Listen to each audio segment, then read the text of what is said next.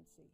And that's what TVW does. It provides full transparency for what is happening in our state government. And I think that mission is never more important than it is right now. We've all felt the impacts this year of Washington's worsening wildfire seasons.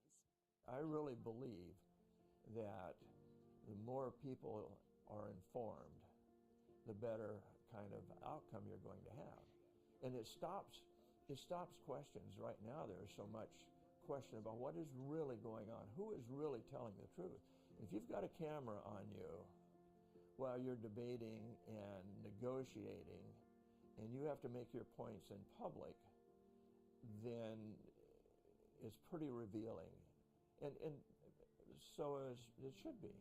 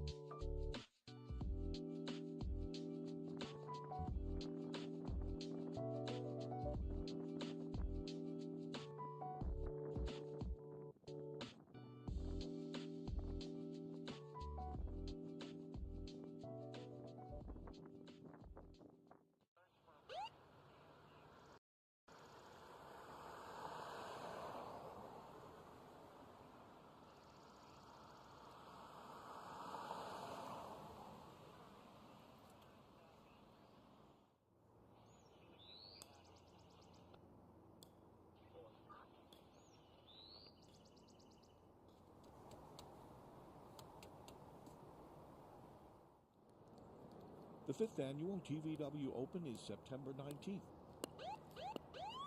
Get it on your radar. Sign up now at tvw.org.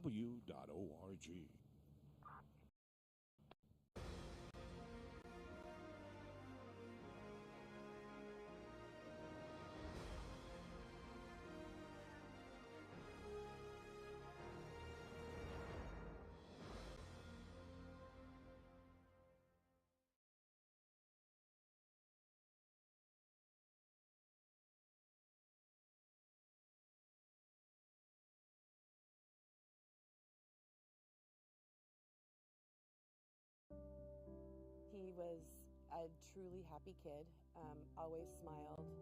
Jenny and Steve Douglas could talk about their son Drew endlessly.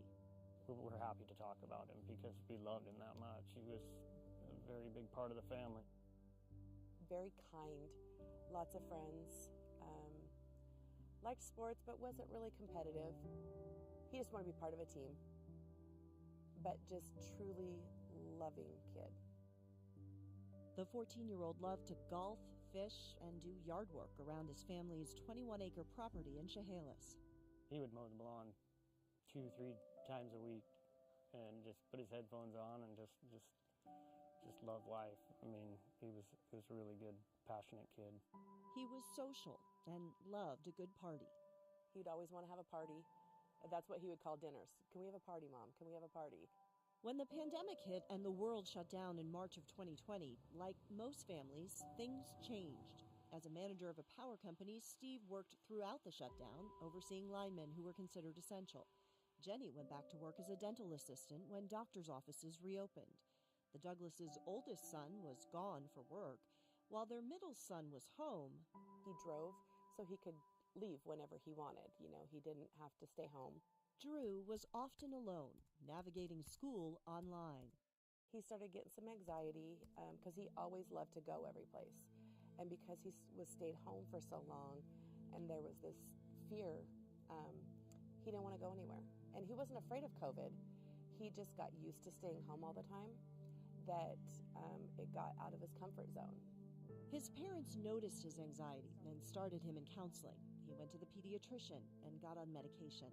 But finding the right dose was a challenge, along with getting in to see a doctor due to the pandemic. We got to the point where he didn't like the meds. It wasn't working. And then to try and get off of it, they didn't want him to get off of the meds. But also due to COVID, because of the scheduling, like the schedule they couldn't get him until like December. He would tell us it wasn't working. We started seeing physical signs of anxiety. He would shake, physically shake. He wouldn't go to sleep. He would stay up. He would struggle to go to sleep at night. Drew stayed on the medication while the family worked with doctors. Yeah, and the hardest thing for me is that every time that he needed a refill, I'm the one that listens to the pharmacist of all the symptoms that could happen, and suicide was one of them. I'm like, that's not my kid. He's too happy. There's no way. But the unimaginable did happen. Drew took his own life on September 19th, 2021. He was 14 and a half years old. How much do you think the pandemic played a role in his mental health? Was that 90%? I would say 90%. When we interviewed them on a hazy day outside their home with a view that stretched for miles where Drew loved watching the sunsets, it had only been a year since his death.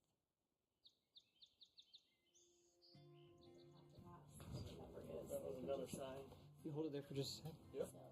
So that's our logo that we came up with for our foundation. In that time and in their grief, Steve and Jenny formed the Drew North Foundation. That one they made especially for us. They hope to work with schools to establish programs like one they remember from their high school years called Natural Helpers. It's just a peer-to-peer group where kids can go talk, and that can be your bridge to your adults, to your counselors, to your teachers, to your coaches, to your parents. They held a 5K fundraiser run in July of 2022 and plan to continue that tradition every year, hoping to raise funds and awareness regarding mental health and suicide.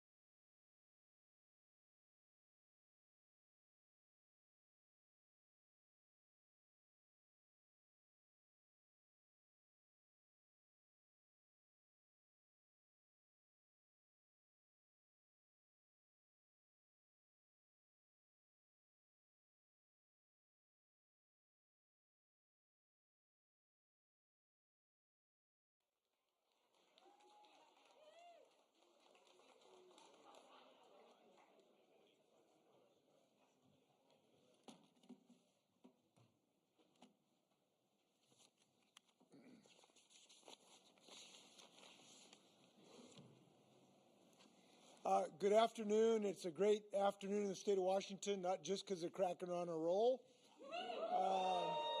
Go Kraken. Sorry I'm late. Our Washington State ferries were doing what they should have, which is to slow down when the orcas are out in Puget Sound. So we're doing all we can to make sure the orcas have a nice home, and we're doing everything we can so people can have a nice home too in the state of Washington, and that's why I'm so excited to be here today. This session, our legislature needed to go big so people can go home. And our legislature, I'm happy to say, has gone big this year so people can go home. Congratulations to the state of Washington. I'm signing some great bills here today. So thank you for being here.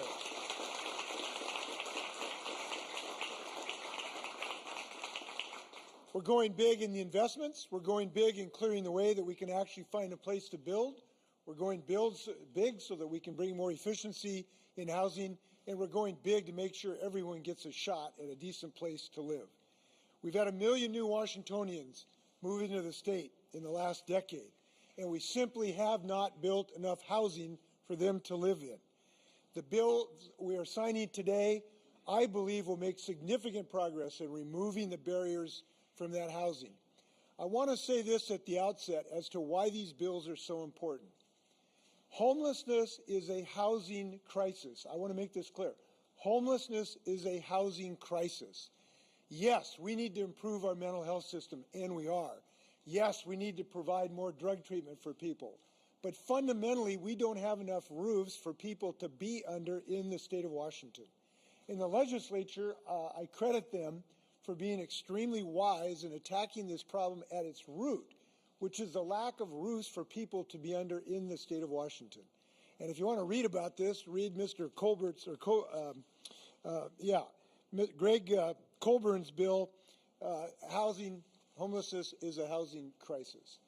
Because what it'll show you is that the vacancy rate tells you what your homelessness rate is. Chicago has drug problems. Chicago has mental health problems. But what they have are houses. And that's why our homelessness problem is worse than Chicago's. So we are attacking this problem at its root, which is a lack of housing in the state of Washington. It's the best place on earth, and now we need to get busy building more housing. Many ways the legislature did it this year. Now you'll be able to build an ADU for your in-laws, or maybe a disabled one that can live with you. Now in our fastest growing cities, we'll have access now to live in duplexes and even quadplexes on more lots. And by the way, Senator Bateman, we got a lot of heroes behind us, but in my opinion, Senator Bateman was a miracle worker this year. Thank you, Senator, Representative.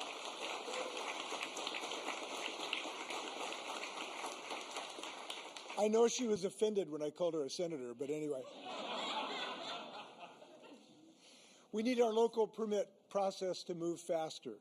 And right now, we've got, thanks to Senator Mullet, to expedite those permits. We want to thank Representative Gregerson for the ADO portion of these bills. Representative Clicker for a portion that will have more harmonized design systems across our cities. And I want to think it's a great thing that the landlord will no longer be able to ding you on your damage deposit for routine maintenance. Now tenants will have more say in eviction proceedings to move forward. So we're moving big time at scale this year. Now, the bills that we'll be signing are bills that were designed to move barriers to housing. But one of the biggest barriers is just a lack of public investment in housing. I want to express my appreciation that the legislature this year responded to my call to go big in public investment. I think it's a great thing that they've put in over $1 billion this year in housing in the state of Washington. This is a great achievement. That will be in the budget that I will sign.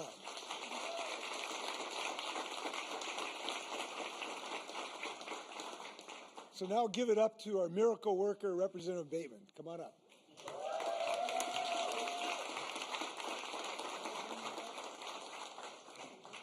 No pressure. Can you hear me? Okay. Well, like all of you, I am thrilled to be here today to celebrate the landmark session that we had related to housing. I'd first like to start off by thanking our governor, who has been pushing us to create housing solutions since I was in office in the legislature. I'd also like to thank our chair of the newly formed Housing Committee. Where are you? Representative Storm Peterson in the back. And also Senator Cooterer, who's been a housing justice champion for years. I'd also like to thank my partner in crime for housing, Representative Barkas, who could not be here today, and Lieutenant Governor Denny Heck, who wishes he could be here today because he's been a huge champion for housing, and our local partners who have been stepping up to say that they support more housing. We have Councilmember Teresa Mosqueda here today. Thank you for your advocacy. Okay. They said that 2023 was going to be the year of housing, and we did not disappoint. Over 50 bills were introduced this session related to housing. These were bipartisan and bicameral, and they were all aimed at creating more homes for Washington. By signing these bills today, we are going to make it easier to build more housing of all shapes and sizes. We're going to streamline development regulations, the permitting process, and design review so that we can make it easier to build homes of all shapes and sizes and reduce the administrative burden. We're also going to legalize accessory dwelling units, middle housing, and condos so that people have choices for different types of affordable housing at their price point. We're also going to make sure that cities plan for climate change in their comprehensive planning process, because we know that land use is inextricably linked to housing, and we need to do both. We're also going to stabilize and protect our tenants by putting guardrails around what qualifies as damage claims, by clarifying the eviction notification process so that we can ensure people do not fall into homelessness, and by investing in affordable housing for foster youth. Thank you, Senator Trudeau. Today, the bills that we're signing will improve the lives of Washingtonians. It will help them make homeownership a reality. It will help them put down roots and build community, and it will help them have predictable rent prices. Thank you so much. I'm so proud to work with all of you that worked together with this coalition, and I look forward to working with you in the future as we come back next year to address more of our housing concerns. And now I will pass it to Senator Cooterer, our housing champion.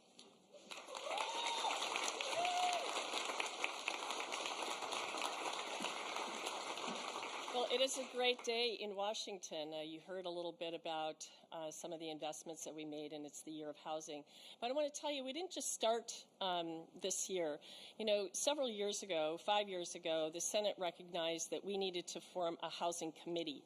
We recognized that housing was at a crisis level. The lack of affordable housing and our homelessness was at a crisis level, and we needed to put a laser focus on it. And so when we formed the Senate Housing Committee, we did so with a vision to address the entire spectrum of issues. So first, we talked about preventing people from falling into homelessness. We talked about preserving existing affordable housing, and we talked about producing more. This was the year of production. And I have to tell you that when Governor Inslee, I want to thank you so much for your leadership on this. When you said go big or go home, go big to go home, we decided that's exactly what we needed to do. And so you heard that we invested over $1 billion in housing and a historic $400 million into the Housing Trust Fund. And that is where we get a lot of our truly affordable housing. So we have more work to do. We know that. But I want to say that you don't get this done in a vacuum. This is a public-private partnership, and we need developers with us. And they were with us every step of the way. And I want to thank those that showed up and testified and talked about these bills as being incredibly important. And Representative Bateman, I too want to sing your praises. Your persistence and your willingness to compromise really paid off.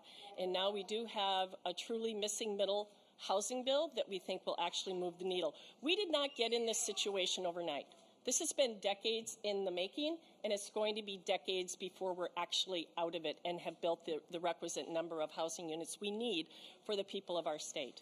But we are determined to keep moving in that direction. We are determined to solve this problem because they say that the home is where the heart is, but the home is also a social determinant of health. And it is critically important that we make sure that Washingtonians have a safe place to call home.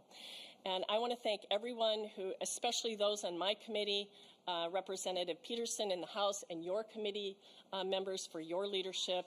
This was a bipartisan, bicameral effort.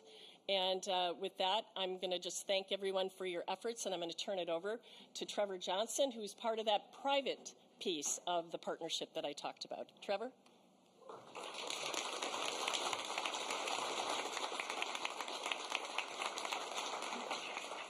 Wow, what a hard act to follow. Governor, miracle worker, and housing champion. So my name's Trevor Johnson, Blackwood Homes. We build homes here in Seattle and about over 100 years in Western Washington. Thank you, Governor Inslee, again for the invitation to speak today. I know that the big bad developers sometimes get a bad rap. But just like you guys, we have seen the effects that climate change and homelessness have had in our communities. We are grateful to be part of the solutions to these big problems we collectively face. We are committed to partnering together toward everybody's success. These actions today, and through the hard work of our state legislators that are surrounding me right here, this session, give us the tools and flexibility to put our shared values into action. And through this legislation, we'll be able to build more modest homes for aging community members and middle-income families. This gives our children an opportunity to put down roots in the communities that they have been raised in. I have 3 children, so I'm very excited about them putting those roots down. This also gives us the ability to protect areas for development that our grandparents enjoyed, and also the native tribes that spent generations protecting and living in. Through this signing today, we are continuing to break down structural racism that has hurt our BIPOC communities for decades. This also helps create more working-class jobs, including for our partners here at the SEIU. Thank you for hosting today.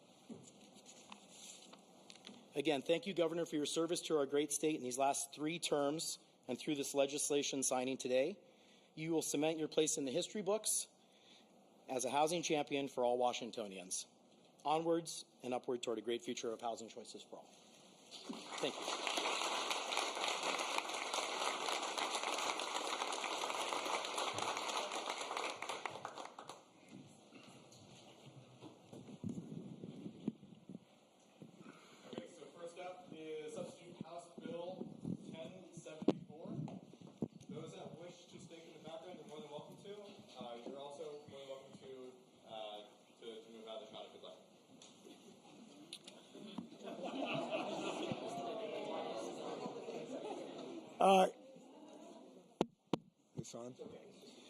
A couple notes before I sign these great bills. First off, Trevor, thank you. You were the first person to announce that I was history, actually. I know many more will follow. Thank SEIU for the great work that they've done. And I'm going to get to it. Just cool your jets, okay? I'm going to get to it.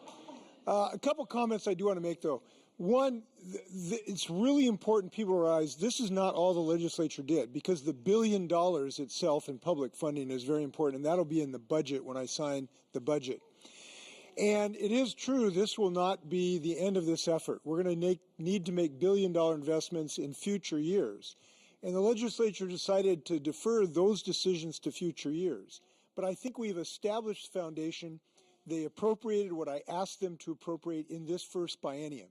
So they took this big step in this biennium, and for that I'm very, very appreciative. Second thing I want to say, for those who believe that homelessness is just an issue of chemical addiction or just an issue of mental health, I would say this. If you're going to get people off drugs, you can't do that while they're under a blue tarp. You've got to have them a roof over their heads so we can give them the treatment to end this scourge of drug addiction. And the same thing that goes with mental health.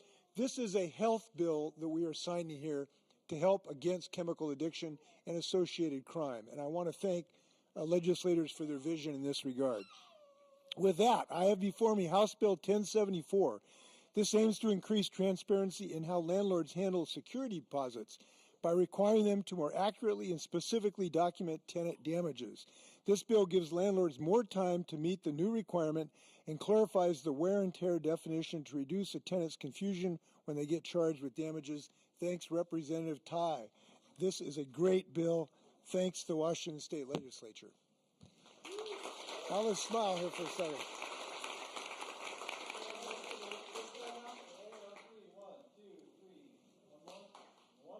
All right. Thank you. Okay, next. We have HB 1110.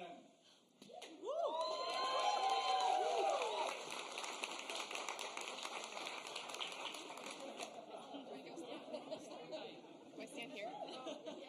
So this is House Bill 1110. This bill requires cities to allow more types of housing, such as duplexes and accessory dwelling units in residential areas, often nestled among single-family homes. The Department of Commerce will provide cities with technical assistance to implement new middle housing requirements, develop a model middle housing ordinance, and establish a process for the department to approve alternative local actions. This is one of the most important and impactful pieces of housing legislation that the state has passed in recent years.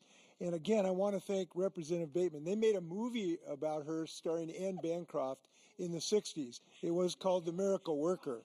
And I'm glad we started this ball rolling together in the last session of the legislature, and I'm glad she got over the finish line this year. And Senator Trudeau and so many others happy to sign this bill. Congratulations to everybody signing this bill.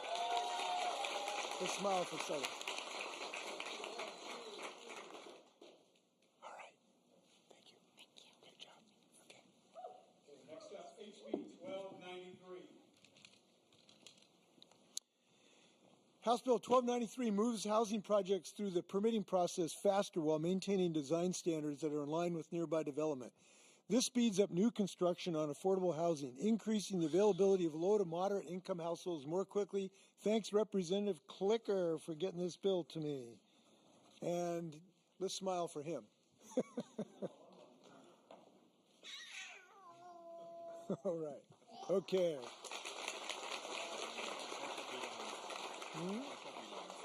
I'm sorry?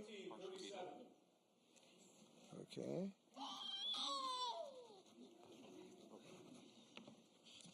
Well, I need a blue here.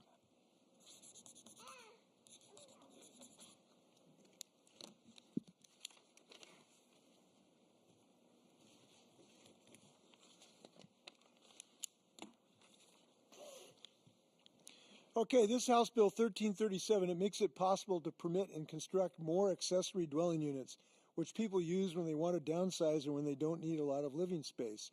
This is one way we can expand the large amount of affordable housing we need to house our growing population. However, I will veto Section 5. Thanks, Representative Gregerson, and everybody's doing this family-friendly bill. Congratulations. Let's smile. All right. Next up, SB 5045.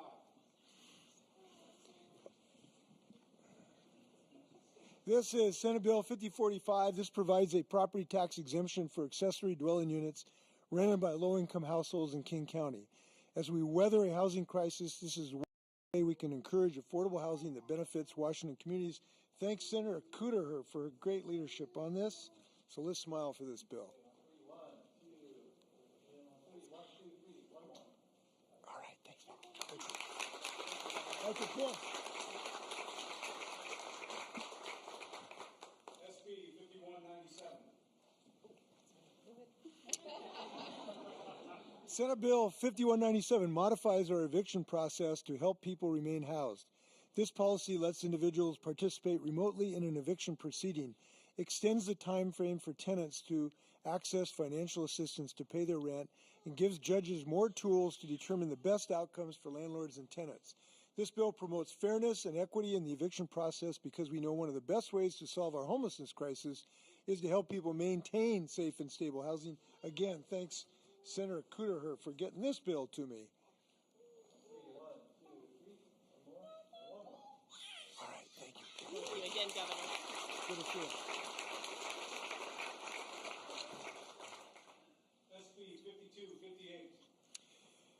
Senate Bill 5258 helps us increase condominiums and townhome construction throughout the state and creates a new process to address defects in condo construction. This bill also gives builders additional flexibility with funds, increasing how much money builders can use up front from the condo purchaser. Finally, this bill creates a new down payment assistance account and program for first-time home buyers while limiting the fees that local government can assess on certain types of construction. Thanks, Senator Shoemake, and the companion bill, Representative Hutchins. So let's smile for a second here.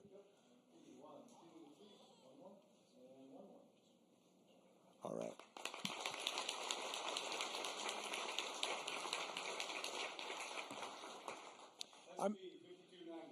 I may note as well, I'll be signing a covenant bill to help more families get into housing as well. That is a good complement to the last bill I signed.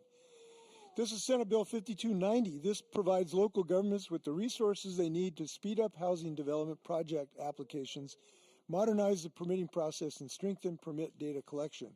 Our office requested this bill. Senator Mullet was a prime sponsor, and Representative Peterson in the House. So, congratulations to everyone. All right, thank you. Thank you.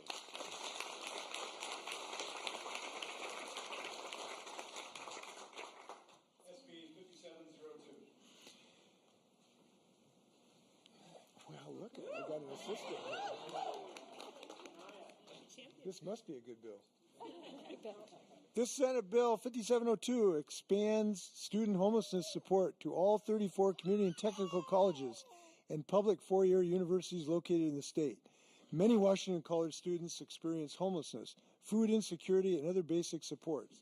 This bill helps students stay in school and complete educational programs and degrees. Thanks, Senator Trudeau, for great leadership in so many ways. And thanks to the companion bill, Representative Lekanoff. Let's celebrate helping these students. And with that, let's smile here.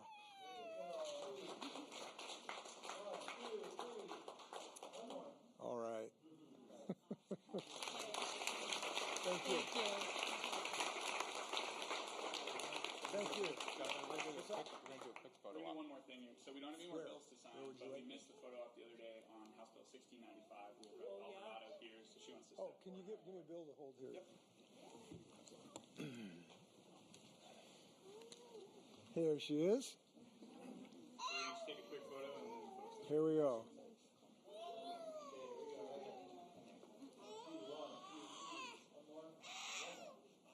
All right, thank you. Thanks.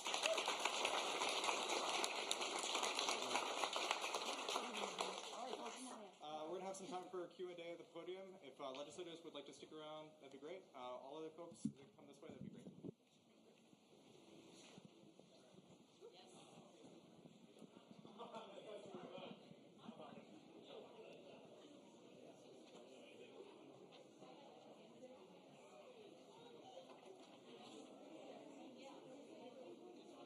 You guys want to come over? Naya? Can you bring Naya over? Sure. Yeah, I think Naya needs to be in the picture here. Why don't you guys come around here? Come around here.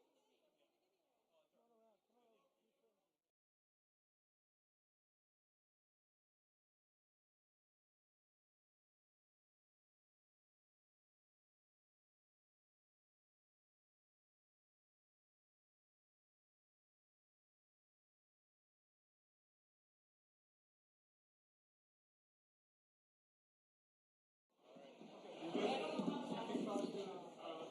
Okay, any hard questions will be referred to Naya. Are there any easy questions? Thank you very much. Let's go build some housing. Question, yes. I just have a question about, there's been criticism from advocates that legislators need to do enough discussion to address issues of affordability. So I guess I'm curious, maybe this is more a question for lawmakers, but what do you say in response to criticism that you haven't done enough to protect tenants from high and rising rents? Well, legislators did not solve all of the world's problems that have been stacked upon us. But I think this is, at least since I've been around in the state of Washington, which is 72 years, one of the most productive legislative sessions in the history of the state of Washington. Certainly the most productive when it comes to housing. In the bills we sign here do help produce more affordable housing. Because if you don't have land to build on, it drives up the price of housing dramatically. And if you don't have non-market-based housing, it drives up the cost dramatically. The legislature addressed the housing crisis in not one way, but at least two ways. One, it freed up dramatically where you can build housing. That will restrain the incredible inflation we're having as to the affordability of housing. And second, we're putting $1 billion into providing affordable housing, a direct public investment. That is an enormous increase. It's over double what we've ever done before. So I think these legislators appropriately should do two things. One, they should pause and be proud of what they did. And second, they should be dedicated to follow my leadership next session to get a couple more bills through, including the transit-oriented development bill, which will even build more housing near our transit corridors and make more investments. So I appreciate the people caring, but I think that was a hell of a lot of progress. Any other simple questions?